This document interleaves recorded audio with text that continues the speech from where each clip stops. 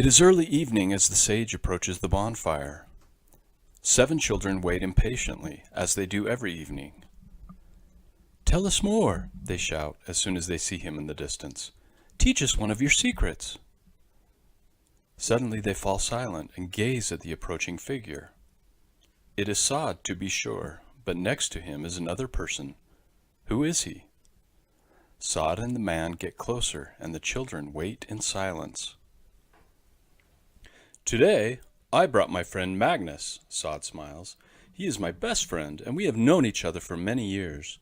Do you have best friends too?" "Yes," one of the girls says. "I play with my best friend almost every day."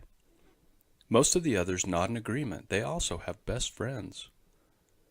"Let me tell you about the time when Magnus and I became best friends. I was 5 or 6 years old, and at that time everybody collected these shiny toy cars, which we called sunshine cars. There were 12 different cars, and I was the proud owner of 7 of them. Not only were they shiny, they could also be controlled by voice, which was rather special at that time. My friend Magnus, who lived next door, didn't have any of these cars because his family didn't have a lot of money. So he would come to my house to play, and of course we spent many hours playing with the sunshine cars. One day, Magnus was at my house, and we raced the cars under the table in bed and through the kitchen, scaring my mother in the process. Then we raced them after the dog until he finally decided to chase the cars instead. He carried one of them off in his mouth, and we had a heck of a time getting it back. Oh, we had such great times. Later, when it was time to go to bed, my mother asked me to tidy up and put the sunshine cars back on the shelf. Then disaster struck. I couldn't find the last one. I had only 6 of them. I cried, and it felt like my heart was going to break. I was so sad. My mother promised to look for it. Maybe it had just disappeared under something when we played. But she couldn't find it. The next day, I went to Magnus's house to play with him. He didn't want to play. Maybe he was feeling sick. The day after that, I returned, but nobody opened the door when I knocked. Then I heard Magnus's voice coming from the garden behind the house. "Go fast!" I heard him command. "Stop!" Maybe he had a sunshine car after all. I ran quickly to the garden. Indeed, he did have a sunshine car, and he snatched it as soon as he saw me. "Did you get a sunshine car?" I asked. "Yes," he said, and looked down at the ground. "That's so great, Magnus. I can go get mine and we can play. Can I see it?" I stretched out my hand, and he reluctantly gave it to me. "I used to have the same car, but it disappeared." I turned the car upside down and saw some letters. I refocused and read my own name. At first I couldn't understand what was going on. "Did you find my car?" I asked. "No, it is mine. Give it back," he shouted. I handed him the car and immediately understood. My heart sank. "You stole my sunshine car." "No, my mother gave it to me," he insisted. I returned home and told my mother. She said that she believed Magnus had taken it because he wanted a sunshine car very much, and his family didn't have enough money to buy one for him. She also said not to worry about it, and that she would buy a new one. She did. It was even shinier than the old one. But I couldn't forget that Magnus had stolen my sunshine car. I was very angry with him.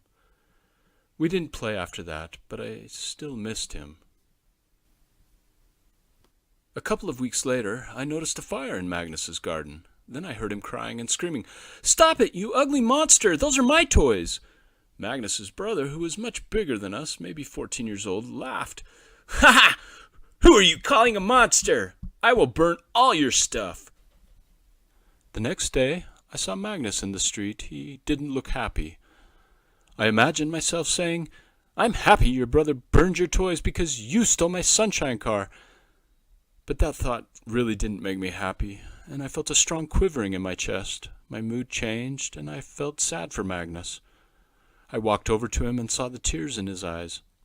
"I'm so sorry that I stole your sunshine car," he whispered. "You had 7 and I had none, so I thought maybe you wouldn't notice." Again, my chest quivered and I couldn't feel the anger anymore. I hugged him and said, "It's okay. My mom bought me a new one. But I don't care about the cars. I just want to play with you, Magnus." "But my brother burned almost all my toys yesterday," he said. "He burned your car too, so I can't give it back." "I'm sorry he did that, but I don't care about the car. I just want to be friends again. Let's go back to my house and play." That evening my father made a bonfire in the garden, as he often did. I sat there on a wood log, thinking about Magnus. Suddenly a little bluebird landed next to me. "I'm happy to see you are not angry with Magnus anymore. I saw your heart chakra feeling empathy and love for him." "Was that the quivering in my chest that I felt?" "Yes, it was. Now you can go one step further and give Magnus another one of your sunshine cars." "But why? He stole the other one. He doesn't deserve that." "He has paid the price for his mistake," the bluebird said.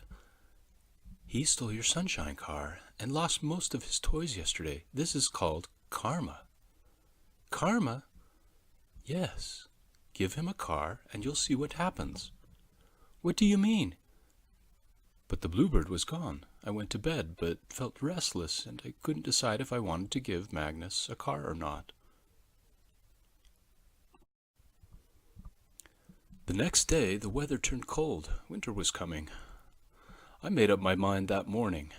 I retrieved the sunshine car my mother had bought and went to visit Magnus.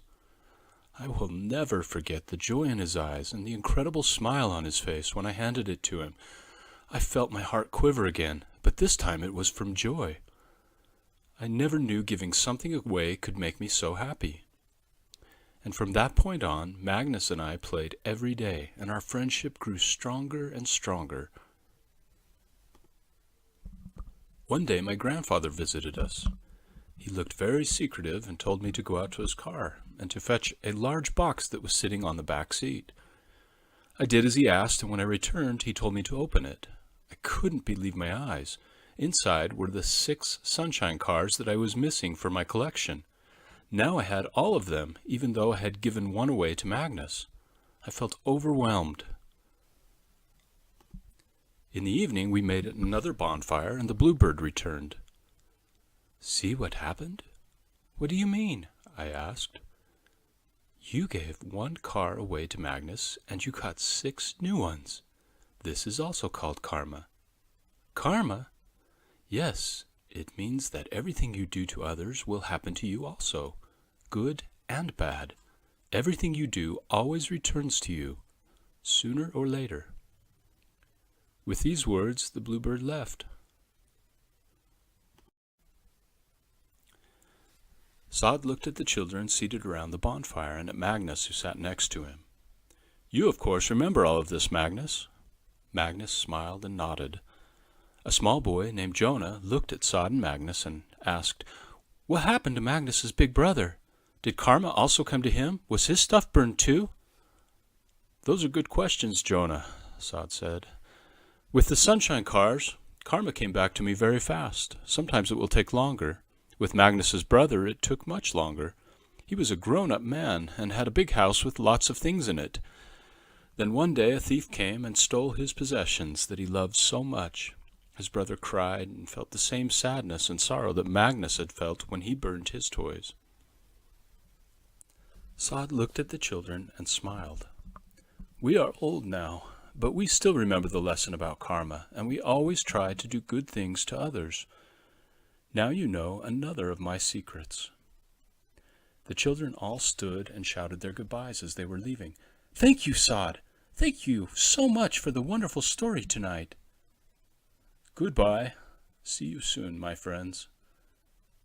Everyone left, and the forest was quiet and empty, except for the animals who lived there.